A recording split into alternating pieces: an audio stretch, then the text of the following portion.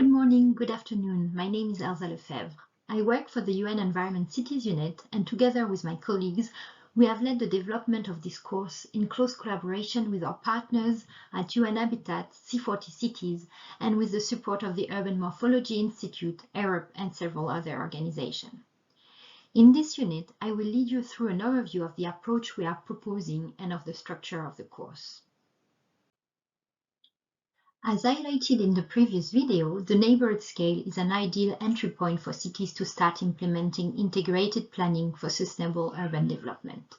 Green and thriving neighborhood design integrates people's lives, neighborhood form, nature-based solutions, and circular systems to deliver greater impact on equity, health, sustainability, and zero carbon. It contributes to a future where inclusive neighborhoods make it easy for people to take meaningful climate action. But the question is how to do it. What are the strategies that need to be considered and how to concretely implement them? This is what this online course aims to help you address by providing an integrated vision, a set of design strategies, and a delivery roadmap for creating sustainable neighborhoods, whether this is a new development or a regeneration project. This course is based on the UNEP Integrated Guidelines for Sustainable Neighborhood Design, the C40 and ERUP Guidebook, Green and Thriving Neighborhoods, A Pathway to Net Zero, featuring the 15-minute city, and the UN Habitat Discussion Note, a new strategy of sustainable neighborhood planning, 5 principles.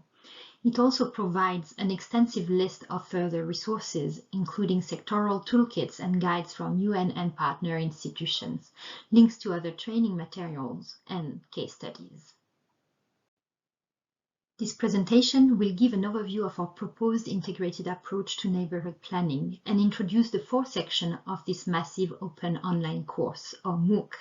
In the first 3 sections, you will learn how to leverage place-based strategies, system-based strategies, and socio-economic strategies to shape green and thriving neighborhoods. We'll explain how to plan and design integrated neighborhoods responding to their local context and address cross-cutting issues such as health, gender, and vulnerability. In the 4th section, you will learn how to implement a roadmap to achieve sustainable and inclusive neighborhood development with policy, planning, and financing instruments. Let's now start with introducing what we mean by an integrated approach to neighborhood design. The neighborhood level is a good scale for achieving a coherent and sustainable urban peace in a reasonable time. Neighborhoods are big enough to aggregate the interrelated components present in an urban community, yet small enough to achieve results in a foreseeable period. Acting as innovation labs, they can be proof of concept for replication at city level. Many cities are now testing this approach, and the emergence of the 15-minute city concept is one example that we will explore further in one of the Zooms. An integrated approach combines socio-economic and physical change to catalyze a people-centered transformation towards sustainability and social well-being. It also aims to ensure the proximity of basic services, public transportation, employment, etc., within mind the needs of the most vulnerable. Targeted action in strategic neighborhoods within a city will result in connected, dynamic, diverse, and vibrant cities composed of several neighborhoods with distinct edges.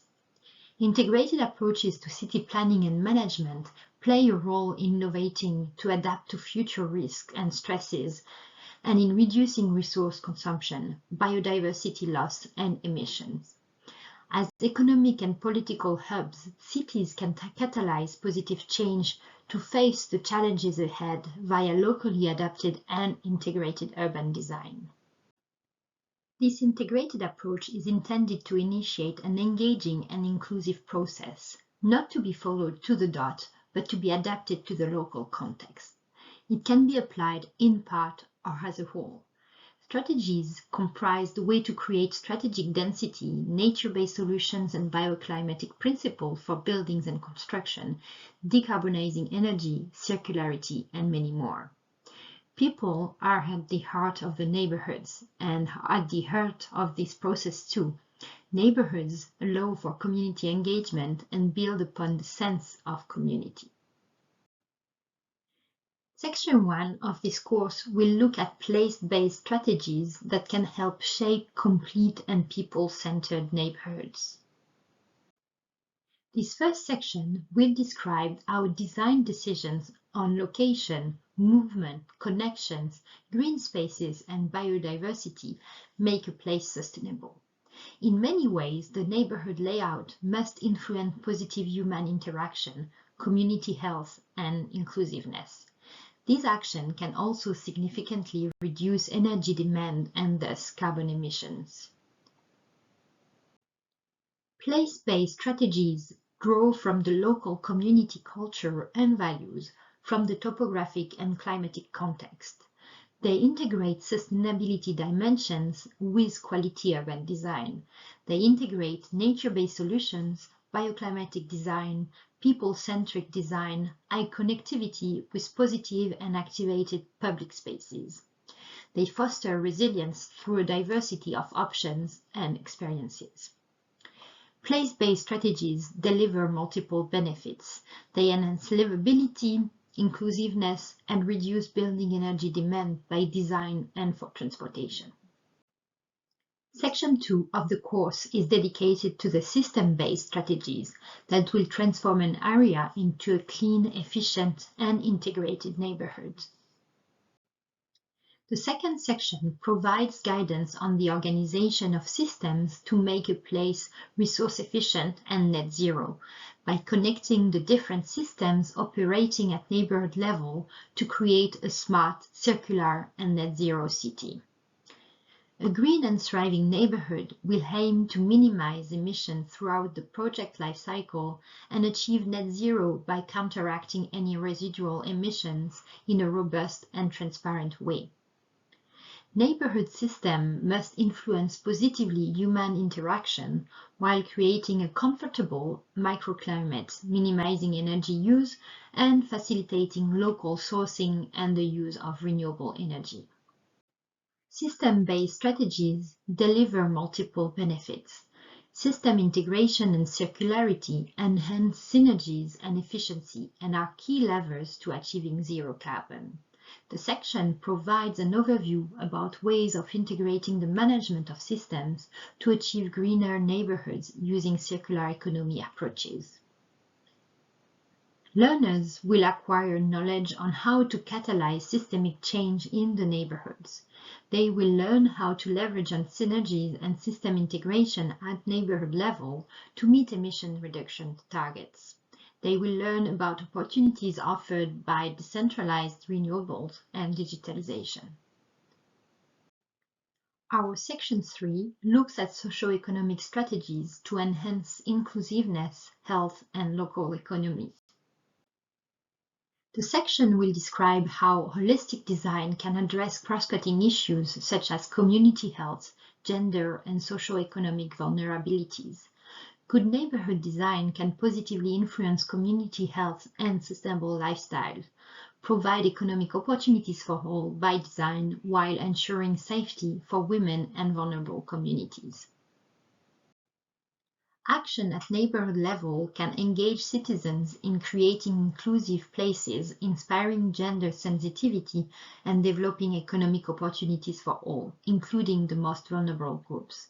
This approach is especially important as we strive to create healthier places in the context of COVID-19. Key actions are planning for inclusivity and health. Well-designed, inclusive neighborhoods are diverse and meet different people's needs with a diversity of housing options and with a fine-grained mix of uses at building scale. Building a vibrant and green local economy. Sustainable neighborhoods are diverse and affordable, and they provide green and local jobs for all. In those neighborhoods, land use is diversified and sustainable lifestyles are encouraged. Section 4 proposes an implementation roadmap. This final section focuses on the practical aspects of implementation, including ensuring that people are engaged, pathways for funding are identified, and a planning process is in place. The section will outline the implementation roadmap in 5 steps. First step, preparation and community engagement. It ensures that residents, including women and the vulnerable population, are at the heart of the visioning and implementation process. Second, scoping and baseline assessment. It provides practical guidance on how to undertake a thorough analysis of the site, context and community challenges and opportunities. It will also include elements on how to put emissions monitoring and net zero objectives at the heart of the development process. Third, integrated planning and design. It explains the importance of an integrated planning process based on sustainability values and describes different planning instruments. Fourth, financing. This provides an overview of financial instruments that cities can use to fund neighborhood development or regeneration, followed by a focus on land value capture at the neighborhood scale. And fifth step, implementing. It explains how the implementation phase translates the vision for long-term regeneration or new development into the contractual, financial, and institutional relationships between the public and private sectors to move the project forward. We have now reached the end of this introductory unit. Thank you very much for listening. We hope you will enjoy this course.